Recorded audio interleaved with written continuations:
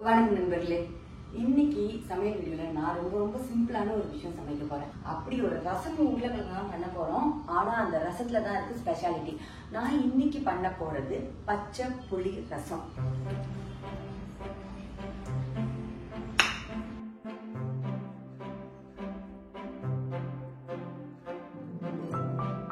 என்னென்ன தேவைன்னா சின்ன வெங்காயம் தேவை. சின்ன வெங்காயம் தான் கண்டிப்பா தேவை.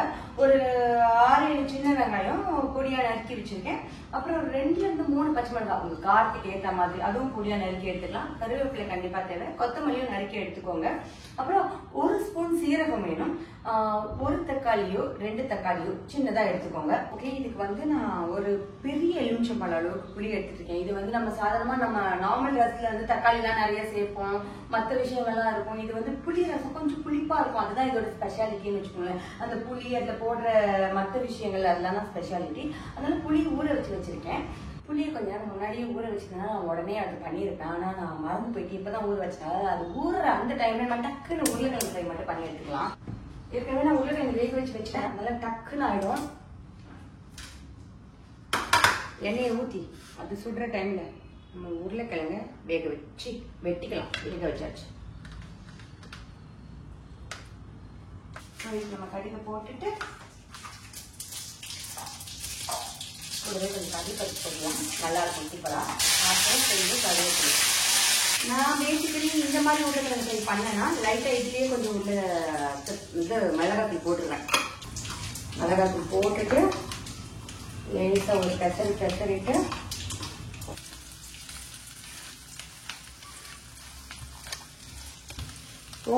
இந்த பெருங்காயத்தூள் கொஞ்சம் போட்டுக்கலாம். தேவையான அளவு உப்பு.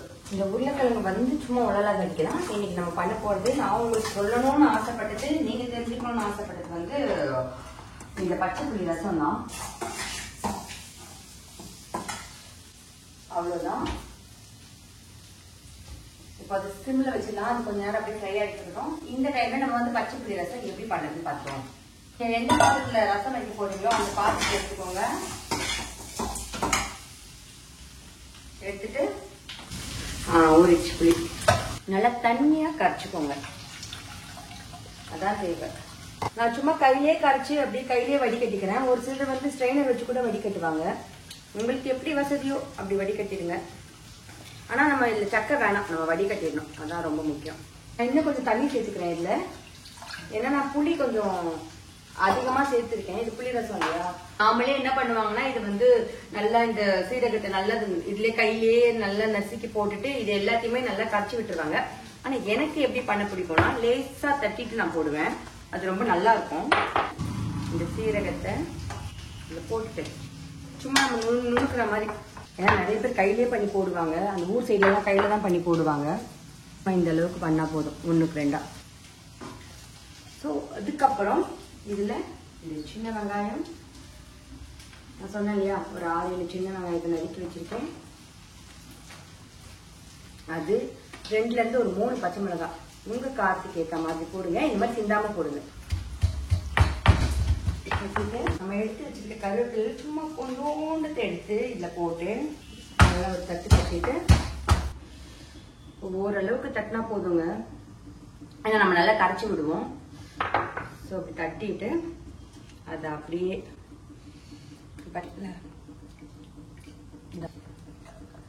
எடுத்து நல்லா கரைச்சி விடணும். நல்லா அது ரொம்ப ரொம்ப ரொம்ப முக்கியம். இப்படி நல்லா கரைச்சிக்கோங்க. வெங்காயம் தெரியணும். நம்ம தட்டும் போது கூட ரொம்ப அப்படியே அரைச்ச மாதிரி தட்டிடாதீங்க. ஏன்னா வெங்காயம் சின்ன வெங்காயம் நம்ம வாயில தட்டுப்படுறதா இதுல ஸ்பெஷலா இருக்கும். அந்த பச்சை மிளகாயும் வெங்காயமும். ஸோ இது நல்லா கரைச்சி விட்டதுக்கு அப்புறமா கொத்தமல்லி போட்டு அதையும் நல்லா கரைங்க. உங்களுக்கு ஏற்கனவே தெரியும் எனக்கு கொத்தமல்லி வாசம் ரொம்ப பிடிக்கும்னால கொஞ்சம் நிறைய போட்டுட்டேன். உங்க விருப்பத்துக்கு ஏற்ற மாதிரி நீங்க கொத்தமல்லி போட்டுக்கோங்க. இது ஒவ்வொருத்தவங்க ஒவ்வொரு மாதிரி செய்யறாங்க. ஒரு சிலர் மிளகு சீரகமே தட்டி போடுறாங்க, ஒரு சிலர் பூண்டு கூட போடுறாங்க. ஆனா நான் 2 வாட்டி கோயம்புத்தூர்ல போய் சாப்பிட்டு போவோம். 2 வாட்டியுமே அதுல பூண்டோ மிளகோ இருந்த மாதிரி எனக்கு தெரியல. பச்சை புளி ரசம்ன்றது அதோட ஃப்ரெஷ்னஸ் தான். அது ரொம்ப டிஃப்ரெண்டா இருந்தது. சும்மா அப்படி புளியை கரைச்சி சாப்பிட்டா அப்படி இருக்கும். அதுல கொத்தமல்லி வெங்காயத்தெல்லாம் போட்டுட்டு அந்த ஃபீல் இருந்தது. ஒருவேளை பூண்டோ இல்லைன்னா மிளகோ சேரும் போது அது கொஞ்சம் நம்ம நார்மல் ரசம் ஃபீல் கொடுத்துரும் அப்படின்றதுனால நான் அதுல சேர்த்துக்கவே இல்லை. கல்லுப்பு போடுங்க, அது ஒரு தனி டேஸ்ட். ஸோ எப்பயும் சொல்றதுதான் தேவையான அளவு ஒரு தக்காளி சேர்த்துக்கலாம். தக்காளி அப்படியே போட்டு கரைக்க தரமா இருக்கிறவங்க கரைங்க. நான் வந்து கட் பண்ணி போடுறேன். ஸோ இந்த மாதிரி தக்காளி நல்லா கரையிற வரைக்கும் கரைச்சிக்கிட்டோம்.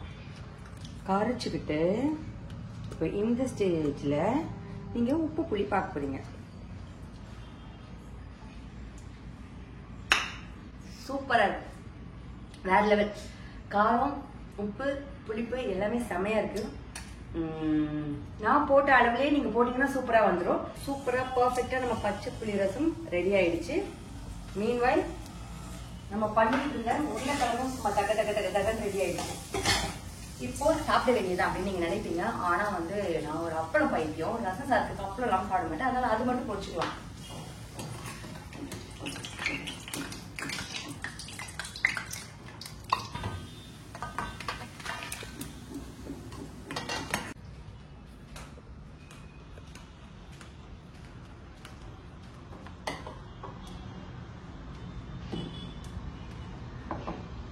நான் ஏற்கனவே சொன்ன மாதிரி தான் இது ரொம்ப ரொம்ப சிம்பிள் அண்ட் ஈஸி லஞ்ச்.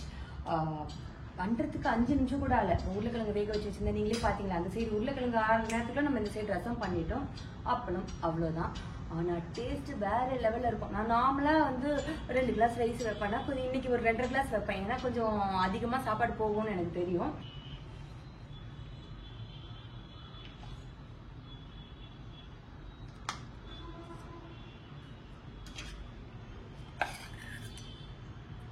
உருளைக்கிழங்கு சாப்பிட்றவங்க தயவுசெய்து அந்த கடலைப்பருப்போடு சாப்பிடுங்க. கடுக்கு முடுக்குன்னு கடலைப்பருப்பு வாயில் படும்போது அதோட டேஸ்ட்டே தனி. நார்மலி வந்து எல்லாரும் சாப்பாட்டுக்கு அப்பளம் வச்சுக்குவாங்க. நான் அப்பளத்துக்கு சாப்பாடு வச்சுக்கிற கேஸு.